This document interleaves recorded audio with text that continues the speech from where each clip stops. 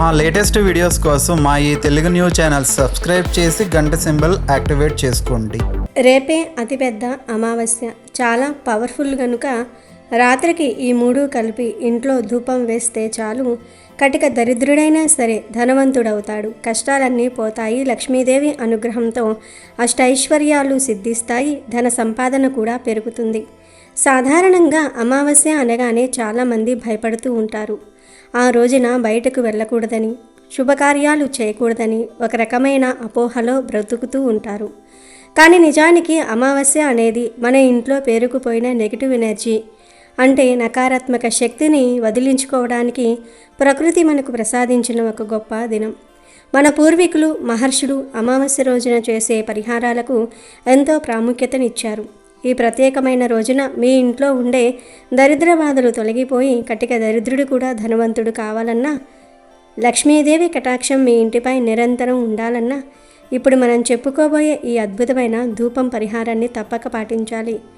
ఆ అమావాస్య రోజు రాత్రి ఇంట్లో ఈ ధూపం వేయటం వల్ల కేవలం ఆధ్యాత్మిక ఫలితాలే కాకుండా ఆరోగ్యపరంగా కూడా అద్భుతమైన ప్రయోజనాలు చేకూరుతూ ఉంటాయి. మన ఇంట్లో ఉండే ప్రతికూల శక్తులు, నెగటివ్ ఎనర్జీ, గాలి దోషాలు, దిష్టి దోషాలు అన్నీ కూడా ఈ ధూపం నుండి వచ్చే పొగతో పటాపంచలైపోతాయి. ముఖ్యంగా ఈ పరిహారంలో మనం ఉపయోగించే వస్తువులు మన నిత్య జీవితంలో లభించేవే అయినప్పటికీ వాటిని కలిపి ధూపం వేసినప్పుడు కలిగే శక్తి అపారమైనది. మనం గమనించినట్లయితే ప్రస్తుత కాలంలో ప్రతి ఒక్కరి ఇంట్లో ఎన్నో సమస్యలు ఉంటూ ఉన్నాయి. ఒక సమస్య తీరిందనుకునే లోపే మరొక సమస్య వచ్చి పడుతోంది. కొంతమంది ఇంట్లో ఎప్పుడూ గొడవలు జరుగుతూ ఉంటాయి. భార్యాభర్తల మధ్య సఖ్యత ఉండదు. పిల్లలు మాట వినరు, చదువుపై శ్రద్ధ చూపరు. మరికొంతమందికి సంపాదన బాగున్నా చేతిలో రూపాయి కూడా నిలవదు. అనవసరమైన ఖర్చులు, అనారోగ్య సమస్యలు వెంటాడుతూనే ఉంటాయి. దీనికంతటికీ కారణం మన ఇంట్లో ఉండే నకారాత్మక శక్తి. మనం బయట తిరిగేటప్పుడు ఎన్నో రకాల మనుషులను కలుస్తూ ఉంటాం, ఎన్నో ప్రదేశాలకు వెళ్తూ ఉంటాం. అలా వెళ్ళినప్పుడు మన వెంట తెలియకుండానే కొంత నెగిటివ్ ఎనర్జీని మోసుకు వెళ్తూ ఉంటాం. పూర్వకాలంలో ఇంటి బయటే కాళ్ళు కడుక్కొని లోపలికి వచ్చేవారు. కానీ ఇప్పుడు మన జీవన శైలి మారింది. బయట తిరిగేసి వచ్చి కాళ్ళు కడక్కుండానే నేరుగా ఇంటి లోపలికి ప్రవేశిస్తూ ఉన్నాం. దీనివల్ల బయట ఉండే అశుభ శక్తులు ఇంట్లోకి ప్రవేశించి మన ప్రశాంతతను హరిస్తూ ఉన్నాయి. అందుకే నెలకు ఒకసారి ఇలాంటి శక్తివంతమైన అమావాస్య తిథులలో ధూపం వేయటం చాలా అవసరం. ఈ ధూపం కేవలం ఒక ఆచారం మాత్రమే కాదు, ఇది ఒక మానసిక మరియు పర్యవేక్షణ శుద్ధి ప్రక్రియ. మన ఇంటి గోడల మధ్య దాగి ఉన్న ప్రతికూల ఆలోచనలను, ఇతరుల అసూయ చూపులను ఈ ధూపం పొగ బయటకు పంపిస్తేస్తుంది. మరి ఇంతకీ అమావాస్య రోజు ఏ వస్తువులను మిక్స్ చేసి ధూపం వేయాలి అనే విషయాన్ని ఇప్పుడు మనం ఈ వీడియోలో వివరంగా తెలుసుకుందాము. అంతేకాదు ఈ అమావాస్య రోజు ఎటువంటి తప్పులు చేయకూడదు, ఈరోజు ఎటువంటి దానాలు చేయాలి, గోవుకు ఈరోజు ఏ ఆహారం పెడితే సంవత్సరం అంతా కలిసి వస్తుంది, ఈరోజు ఏ కూరలను తినకూడదు అనే విషయాలను కూడా తెలుసుకుందాం. ఫ్రెండ్స్, అంతకన్నా ముందు ఈ వీడియోకి ఒక లైక్ కొట్టండి. అలాగే కామెంట్ బాక్స్లో జై శ్రీరామ్ అని భక్తితో కామెంట్ చేయండి. మంగళవారం అమావాస్య కలిసి వస్తే దానిని మంగళ అమావాస్య లేదా భౌమ అమావాస్య అంటారు. ఇది సూర్యగ్రహణంతో సమానమైన రోజు. తిథులలో అమావాస్య చాలా శక్తివంతమైనది. అలాగే వారాలలో మంగళవారం చాలా శక్తివంతమైనది.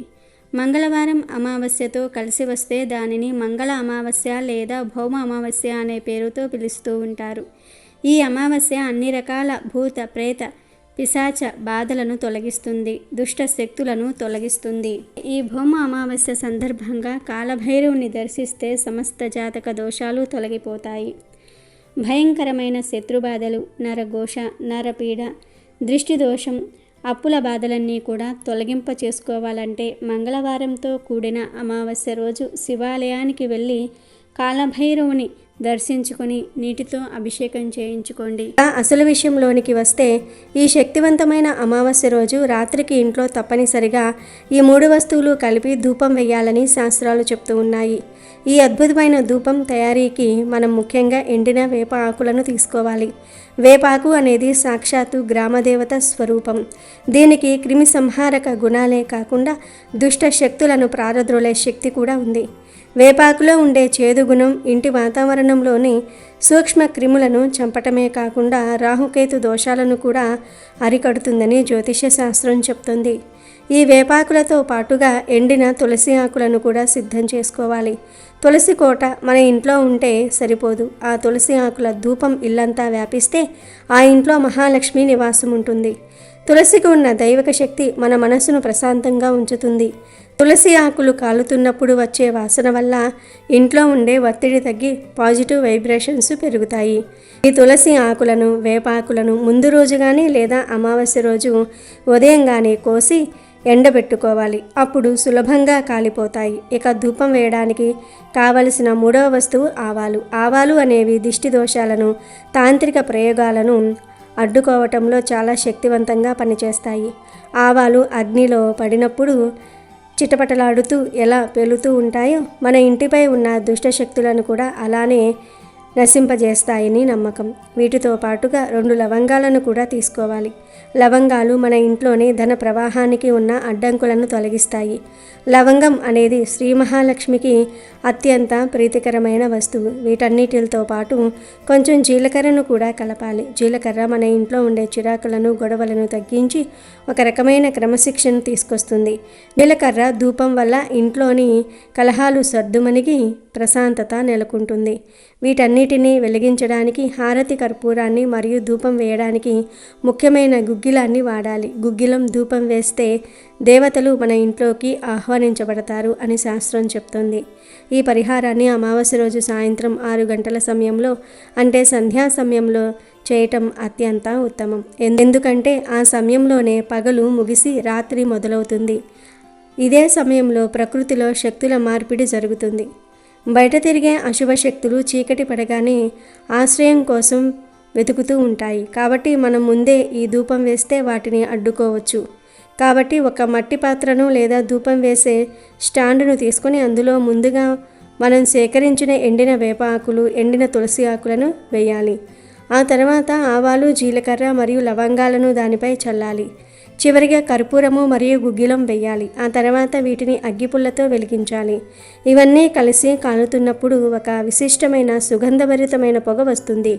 ఈ పొగను ఇంటి మూలమూలలా చూపించాలి. ముఖ్యంగా బాత్రూమ్ దగ్గర, బీరువా దగ్గర, వంటగదిలో మరియు ఇంటి ప్రధాన ద్వారం దగ్గర బాగా చూపించాలి.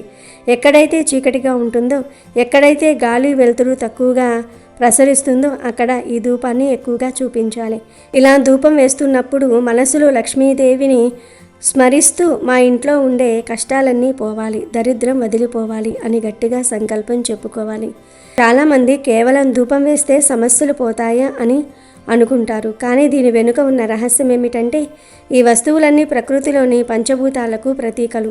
అగ్ని ద్వారా ఈ వస్తువులను దహించినప్పుడు అవి వాయువులో కలిసిపోయి ఇంటి మూలాన్ని శుభ్రం చేస్తాయి. మన పూర్వీకులు వారానికి ఒక్కసారి లేదా పండుగల సమయంలో ఖచ్చితంగా ధూపం వేస్తారు.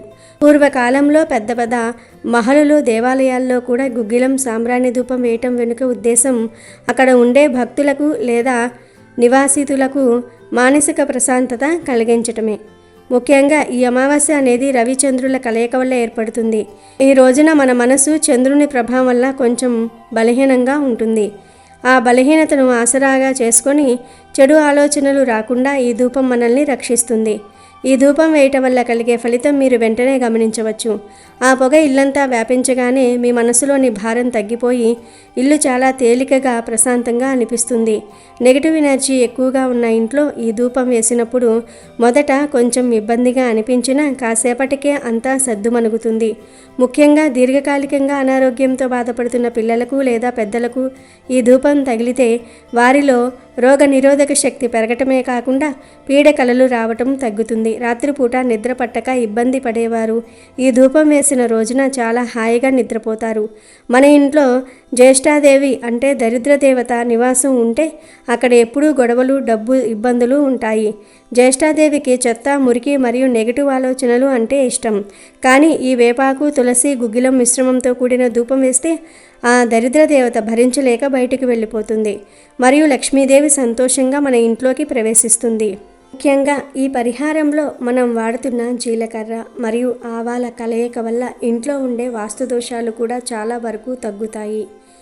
వాస్తు సరిగ్గా లేని ఇళ్లల్లో నివసించేవారు ప్రతిరోజు కాకపోయినా కనీసం ఇలాంటి విశేషమైన అమావాస్య తిథిలోనైనా ఈ ధూపం వేస్తే ఆ ఇంటి దోషాలు తొలగిపోతాయి. ఎవరికైనా ఇంట్లో చిన్నపిల్లలు ఉంటే వారికి తరచుగా దిష్టి తగులుతూ ఉంటే ఈ ధూపం ఆ దిష్టిని తొలగించడానికి రామబాణంలా పనిచేస్తుంది. పిల్లల పడక గదిలో ఈ ధూపం చూపించటం వల్ల వారికి ఏకాగ్రత పెరుగుతుంది మరియు అదనపు భయాలు తొలగిపోతాయి. వ్యాపారం చేసేవారు కూడా తమ దుకాణాల్లో లేదా ఆఫీసుల్లో కూడా ఈ ధూపాన్ని వేయవచ్చు. దీనివల్ల వ్యాపారంలో అడ్డంకులు తొలగిపోయి లాభాలు రావడానికి మార్గం సుగమం అవుతుంది. ఈ అమావాస్య అనేది చాలా పవర్ఫుల్ కాబట్టి ఈ ధూపాన్ని నిర్లక్ష్యం చేయకుండా ప్రతి ఒక్కరూ వేసుకోవాలి.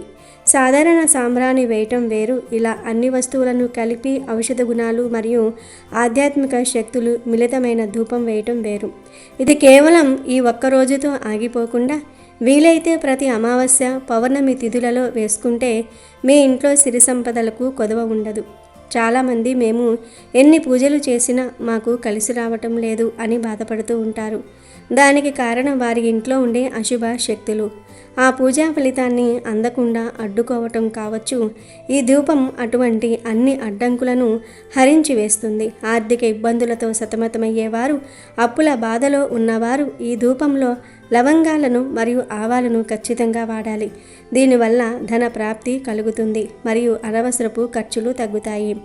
ఈ ధూపం వేసే సమయంలో మరొక ముఖ్యమైన విషయం గుర్తుంచుకోవాలి. ధూపం వేయడానికి ముందు అంటే ఈరోజు ఉదయం ఇల్లంతా శుభ్రం చేసుకోవాలి.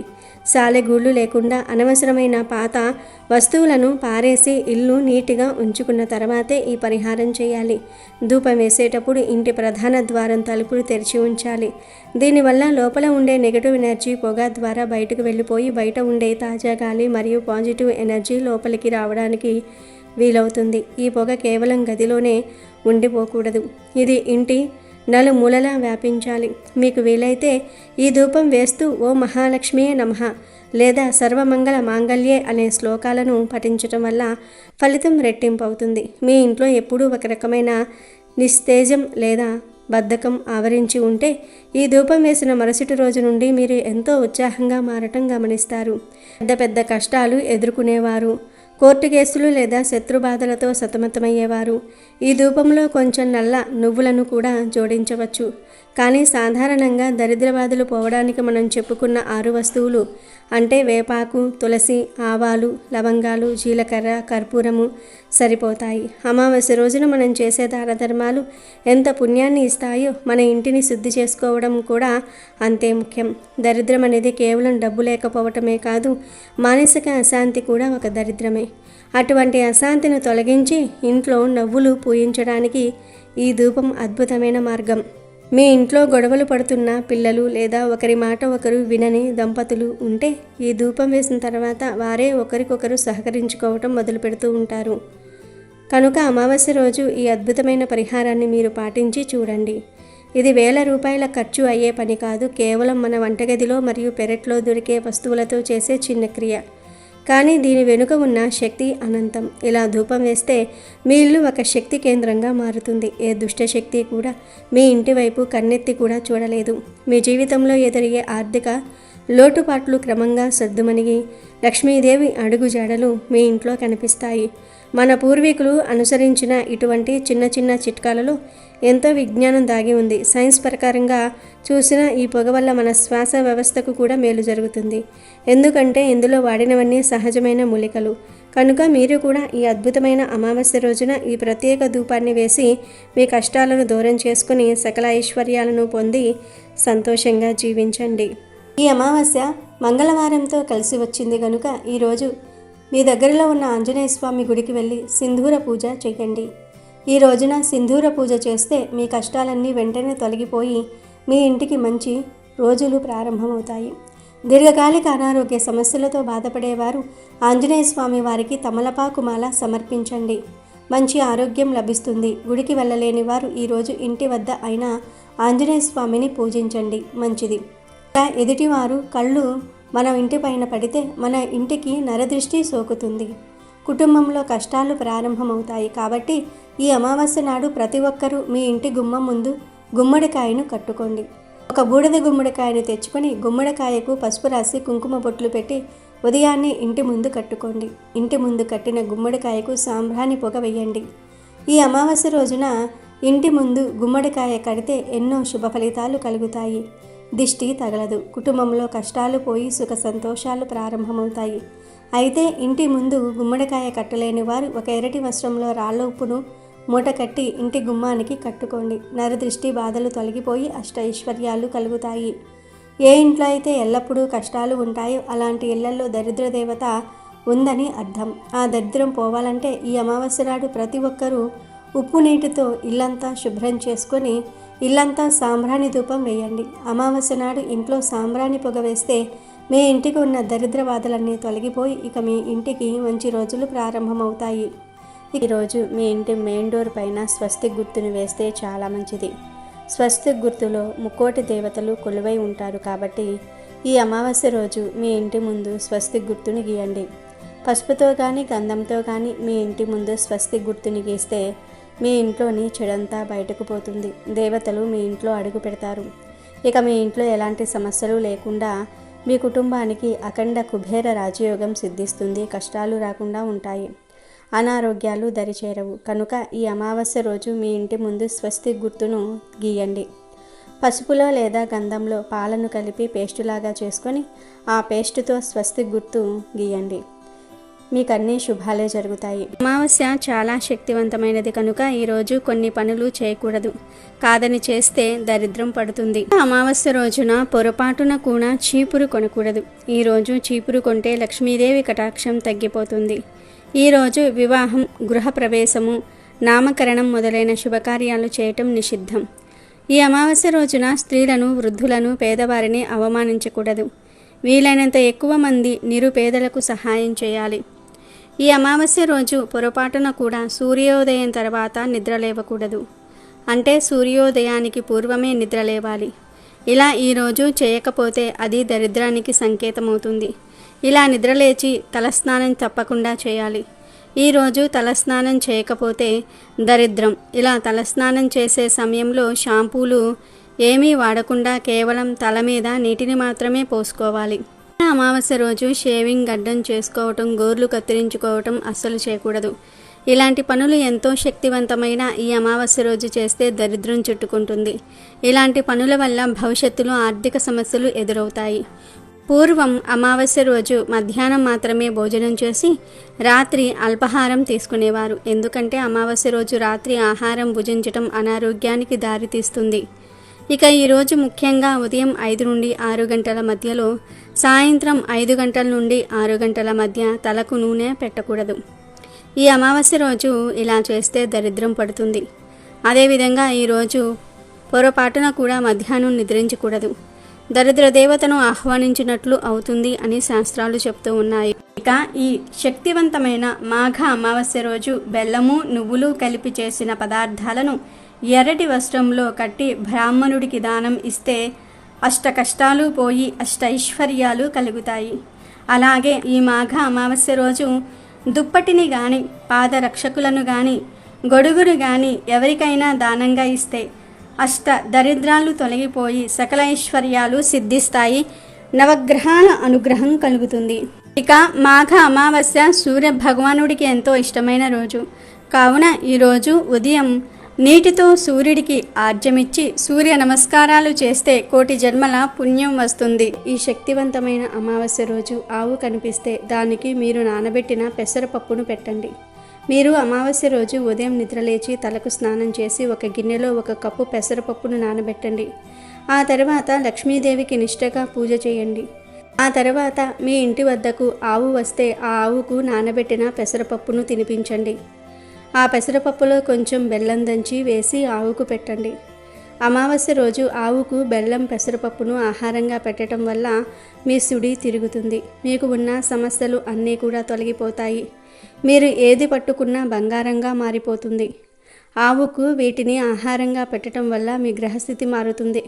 మీకు ఉన్న ఆరోగ్య సమస్యలు కూడా దూరమైపోతూ ఉంటాయి.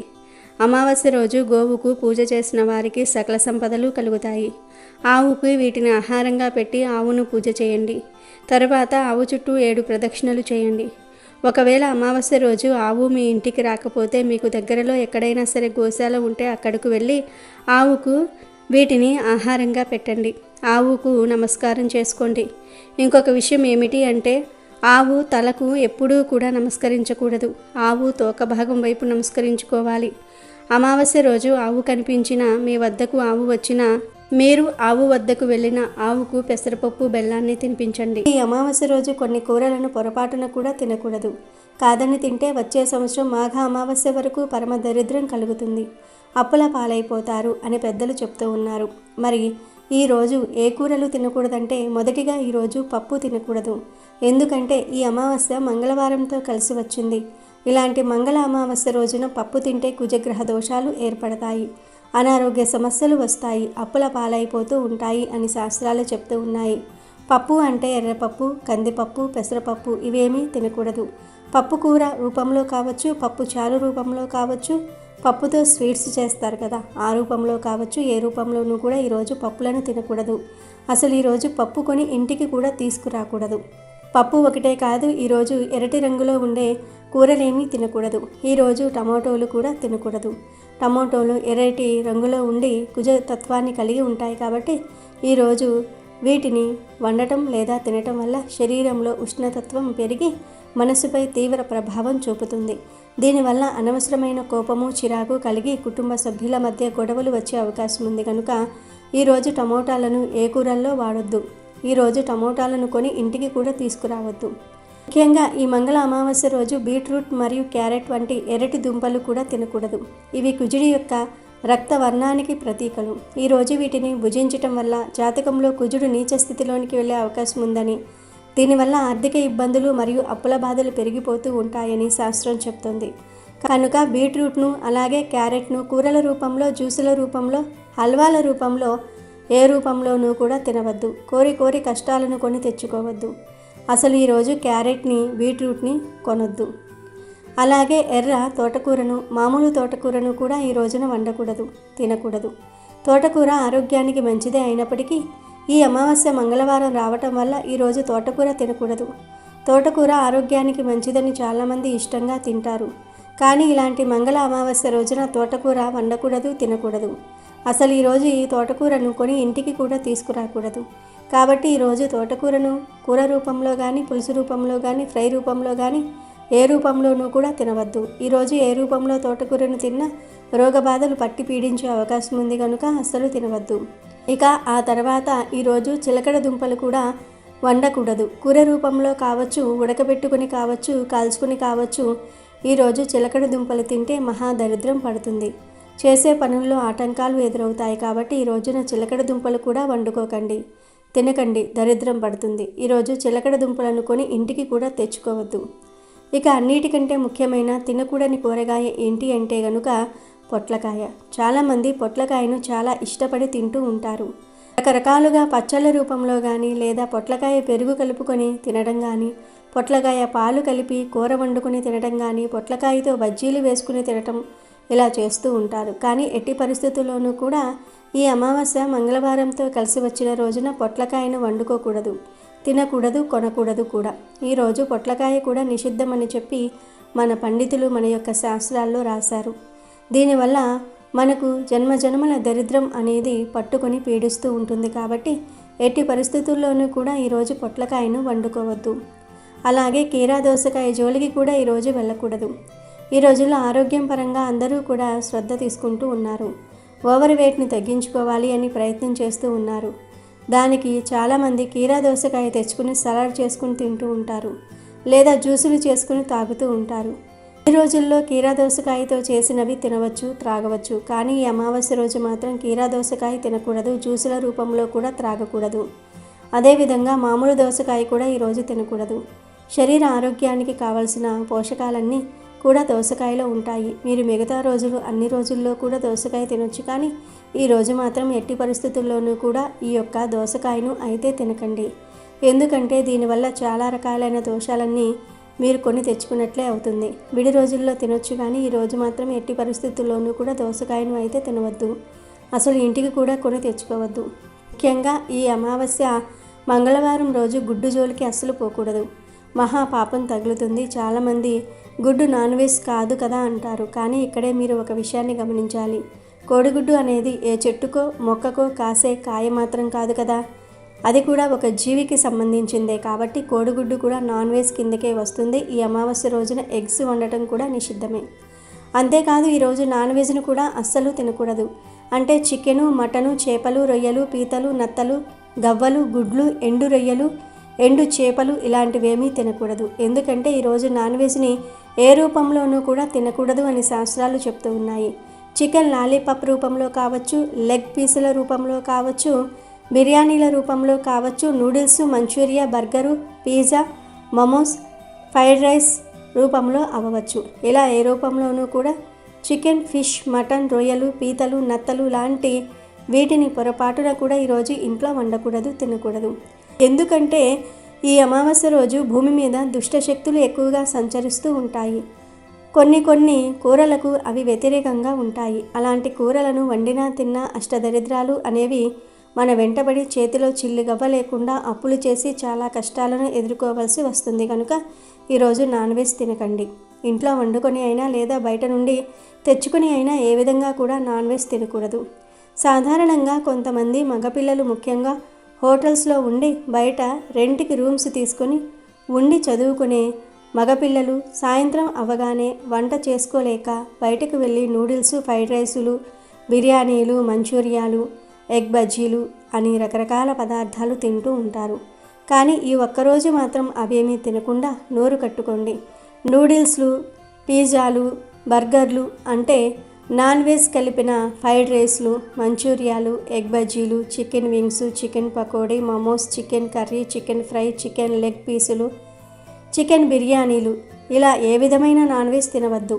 గుడ్డు కూడా నాన్ వెజ్ కనుక గుడ్డు కలిసినవి కూడా తినవద్దు. కావాలంటే నాన్ వెజ్ కలవనివి అంటే మిరపకాయ బజ్జీలు, అరటికాయ బజ్జీలు, వంకాయ బజ్జీలు, పానీపూరి, సమోసా, చాట్ మసాలా, వెజ్ బిర్యానీలు, వెజ్ ఫ్రైడ్ రైస్లు, వెజ్ మంచూరియా లాంటివి తినండి. అంతేగాని నాన్ వెజ్ తినవద్దు. ఈ అమావాస్య రోజున నాన్ వెజ్ తినకూడదు. కాదని తింటే దుష్ట శక్తులు మిమ్మల్ని పట్టి పీడిస్తాయి, అనారోగ్య సమస్యలు వస్తాయి, మహాపాపం తగులుతుంది అని శాస్త్రాల్లోనే ఉంది. అంతేకాదు ఈరోజు మాంసాహారం తింటే లేనిపోని సమస్యలు వస్తాయి, కోరి కష్టాలు తెచ్చుకున్నట్లు అవుతుంది అని పెద్దలు చెప్తూ ఉన్నారు. కనుక ఈరోజు నాన్ వెజ్ జోలికి వెళ్ళకండి. పప్పు, టమోటాలు, క్యారెట్లు, బీట్రూటు, తోటకూర, చిలకడ దుంపలు, పొట్లకాయ, కీరా దోసకాయ, గుడ్లు నాన్ వెజ్. ఈ కూరలను ఈరోజు తినకుండా ఉంటే సరిపోతుంది. మిగిలిన ఏ కూరలు అయినా వండుకొని తినవచ్చు, కానీ ఈ కూరలను మాత్రం అస్సలు తినవద్దు, జాగ్రత్త. సూర్యగ్రహణం ఫిబ్రవరి 17, 2026 మంగళవారం నాడు సంభవిస్తోంది. భారత కొలమానం ప్రకారం చూసుకుంటే ఈ గ్రహణం మధ్యాహ్నం 3:26 ప్రారంభమవుతుంది. సాయంత్రం 7:57 వరకు ఉంటుంది. అంటే దాదాపుగా సాయంత్రం అంతా ఈ గ్రహణ ప్రభావం ఉంటుంది. అయితే ఇక్కడ మీరు ఒక విషయం గమనించాలి. ఈ గ్రహణం మన భారతదేశంలో కనిపించదు. అవును, మీరు విన్నది నిజమే. ఈ గ్రహణం కేవలం అంటార్కిటికా, దక్షిణ హిందూ మహాసముద్రం, దక్షిణాఫ్రికా వంటి ప్రాంతాల్లో మాత్రమే కనిపిస్తుంది. మన ఇండియాలో సూర్యుడు మామూలుగానే ఉంటాడు. గ్రహణం నీడ మన మీద పడదు. అయితే చాలామందికి ఒక డౌట్ ఉంటుంది, అసలు గ్రహణం మనకు కనిపించదు కదా, మరి మనం ఏమైనా నియమాలు పాటించాలా, గుళ్ళు గోపురాలు మానేస్తారా అని. దీనికి శాస్త్రం ఏం చెప్తుందంటే, గ్రహణం మన ప్రాంతంలో కనిపించినప్పుడు దానికి సంబంధించిన వేద లేదా సూతకం మనకు వర్తించదు. అంటే ఈ ఫిబ్రవరి 17న వచ్చే సూర్యగ్రహణం రోజున మీరు ఎలాంటి కఠినమైన నియమాలు పాటించాల్సిన అవసరం లేదు. ఉదయం లేచిన దగ్గర నుండి రాత్రి పడుకునే వరకు మీ రొటీన్ లైఫ్ను యథావిధిగా గడపొచ్చు. చాలామంది గ్రహణం అనగానే భయపడిపోతూ ఉంటారు.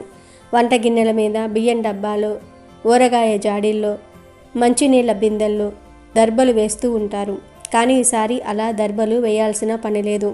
మీరు వండుకున్న ఆహారం అలాగే తినొచ్చు, పడేయాల్సిన పని లేదు. అలాగే గ్రహణం పట్టు విడుపు స్నానాలు కూడా చేయనవసరం లేదు.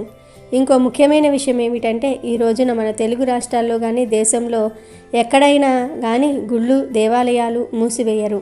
అన్ని గుళ్ళు తెరిచే ఉంటాయి. నిత్య పూజలు, అర్చనలు అన్నీ మామూలుగానే జరుగుతూ ఉంటాయి. మీరు నిరభ్యంతరంగా గుడికి వెళ్ళి దైవ దర్శనం చేసుకోవచ్చు. గ్రహణం విడిచాక ఇల్లంతా కడిగి శుభ్రం చేసుకోవాలి, తలారా స్నానం చేయాలి అనే రూల్స్ కూడా ఈసారికి వర్తించవు. హాయిగా ఉండండి, అనవసరమైన టెన్షన్లను పెట్టుకోకండి. కానీ ఇక్కడే ఒక పెద్ద ట్విస్ట్ ఉంది. జాగ్రత్తగా వినండి. గ్రహణం కనిపించకపోయినా, నియమాలు పాటించకపోయినా ఒక్క విషయంలో మాత్రం అస్సలు రాజీ పడకూడదు. అదే గర్భిణీ స్త్రీల విషయం. మన పెద్దవాళ్ళు, శాస్త్రజ్ఞులు చెప్పేదేంటంటే, సూర్యగ్రహణం ఎక్కడ ఏర్పడినా సూర్యుడి నుండి వచ్చే ఆ కిరణాల్లో మార్పులు జరుగుతాయి. ఆ నెగిటివ్ ఎనర్జీ అనేది విశ్వమంతా వ్యాపిస్తుంది. అందుకే గర్భిణీలు మాత్రం ఈ గ్రహణ సమయంలో, అంటే మధ్యాహ్నం 3:26 నుండి రాత్రి 7:57 మధ్యలో బయట తిరగకపోవటం చాలా మంచిది. పొరపాటున కూడా ఇంటి బయటకు రాకండి. ఆ సమయంలో కత్తిపీటలు వాడటం, కూరగాయలు తరగటము, బట్టలు కొట్టటము, సూదులు వాడటం వంటివి అస్సలు చేయకూడదు. గ్రహణం కనిపించట్లేదు కదా అని డాబా ఎక్కటము, మిద్దె మీదకు వెళ్ళటము, బయట తిరగటం వంటివి చేయకండి. కిటికీలు తలుపులు వేసుకుని ఇంట్లో ప్రశాంతంగా దేవుడి నామస్మరణ చేసుకుంటూ ఉండటం ఉత్తమం. ఎందుకంటే ఆ కిరణాల ప్రభావం గర్భంలో ఉండే శిశువు మీద పడే అవకాశం ఉంది. పుట్టబోయే పిల్లలకు గ్రహణ మొర్రి లాంటి లోపాలు రాకూడదంటే ఈ మాత్రం జాగ్రత్త తప్పదు. మాకు కనిపించదు కదా, మాకేం కాదు అని మొండిగా వెళ్తే తర్వాత జీవితాంతం బాధపడాల్సి వస్తుంది. కాబట్టి గర్భిణీలు మాత్రం బీ కేర్ఫుల్. అలాగే ఈ గ్రహణం రోజున మీ ఇంటిని, మీ కుటుంబాన్ని రక్షించుకోవడానికి పెద్దలు చెప్పిన మరొక అద్భుతమైన రహస్యం ఉంది. ఈ గ్రహణ సమయంలో వెలువడే ప్రతికూల కిరణాల ప్రభావం మన మీద పడకుండా ఉండాలంటే ఇంటి ప్రధాన ద్వారానికి రావి ఆకులు మరియు వేప ఆకులను కలిపి తోరణంలా కట్టడం ఎంతో శ్రేయస్కరం. రావి చెట్టును సాక్షాత్తు త్రిమూర్తుల నివాసంగా, ముఖ్యంగా శ్రీ మహావిష్ణువు స్వరూపంగా భావిస్తాం. అలాగే వేప చెట్టు సాక్షాత్తు లక్ష్మీదేవి స్వరూపం. ఈ రెండు పవిత్రమైన వృక్షాల ఆకులను కలిపి గుమ్మానికి కట్టడం వల్ల ఆ ఇల్లు ఒక రక్షణ కవచంలోనికి వెళ్తుంది. దీనివల్ల ఎటువంటి గ్రహణ దోషాలు, పీడలు లేదా దుష్టశక్తులు మీ ఇంటి లోపలికి ప్రవేశించలేవు. ముఖ్యంగా ఇంట్లో గర్భిణీ స్త్రీలు ఉన్నట్లయితే ఈ తోరణాన్ని అస్సలు విస్మరించకూడదు. గ్రహణ సమయం గర్భిణీలకు ఎంతో సున్నితమైన కాలం. ఆ సమయంలో ప్రకృతిలో జరిగే మార్పులు, హానికరమైన వైబ్రేషన్లు గర్భంలోని శిశువుపై ప్రభావం చూపకుండా ఉండాలంటే ఈ రావి మరియు వేప ఆకుల తోరణం అడ్డుగోడలా నిలుస్తుంది. గర్భిణీలు ఉన్న ఇంటి గుమ్మానికి ఈ తోరణం కట్టడం వల్ల ఆ తల్లికి, బిడ్డకు సంపూర్ణ రక్షణ లభిస్తుంది. కేవలం ఆధ్యాత్మికంగానే కాదు, శాస్త్రీయంగా కూడా ఈ రెండు ఆకులకు గాలిని శుద్ధి చేసే శక్తి ఉంది. కనుక గ్రహణ ప్రారంభం కాకముందే, అంటే మధ్యాహ్నం 3 గంటలలోపు కొన్ని తాజా రావి ఆకులను, 2 వేప కొమ్మలను సేకరించి రావి ఆకులను ఒక దారానికి తోరణంలా గుచ్చి మీ సింహద్వారానికి కట్టుకోండి. వేప కొమ్మలను గుమ్మానికి 2 వైపులా పెట్టండి. ఇలా చేయటం వల్ల ఇంటిపై ఉన్న దరిద్రం పోవటమే కాకుండా సాక్షాత్తు ఆ లక్ష్మీనారాయణుల అనుగ్రహం కలుగుతుంది.